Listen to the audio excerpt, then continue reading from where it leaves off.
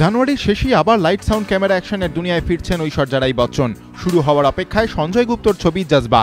মুম্বাইয়ে ছবির স্ক্রিপ্ট নিয়ে একসঙ্গে আলোচনায় বসলেন ঐশ্বর্যা রাই বচ্চন, ইরফান খান, অনুপম খের, শাবানা আজমি, সিদ্ধার্থ কাপুর, অতুল কুলকার্নি, চন্দন রায় সান্যাল এবং পরিচালক সঞ্জয় গুপ্ত। সাংবাদিকদের মুখোমুখি হয়ে ঐশ্বর্যা জানান, মা হওয়ার পর আরাধ্যার জন্যই এতদিন সময় নিয়েছেন তিনি কাজে ফিরতে। তবে জজবার চিত্রনাট্য তার এতই পছন্দ হয়েছে যে এই ছবিটিকেই তিনি বেছে নিয়েছেন আবার সেলুলয়েডে ফিরে আসার জন্য। 3 साल से आप लोगों के साथ इंटरेक्ट कर रही हूँ और मैं कहती गई हूँ कि मैं स्क्रिप्ट पढ़ रही हूँ और आगे जाके शुरू करूँगी, लेकिन वो काफ़ी आगे बढ़ता गया and I lost track of time, completely blissed out in motherhood and glad on it. I'm very glad on the time I have fruitfully spent with Aradhya. And so I think Sanjay checked with Abhishek if you're ready, and I said yes, and Abhishek told him yes. জজবায় ঐশ্বর্যাকে আবার সেলুলয়েডে ফিরে পাওয়ার আগে সিনেপ্রেমীদের এখন প্রতীক্ষার পালা। জয়িতা মিত্রের report, ABP আনন্দ, মুম্বাই।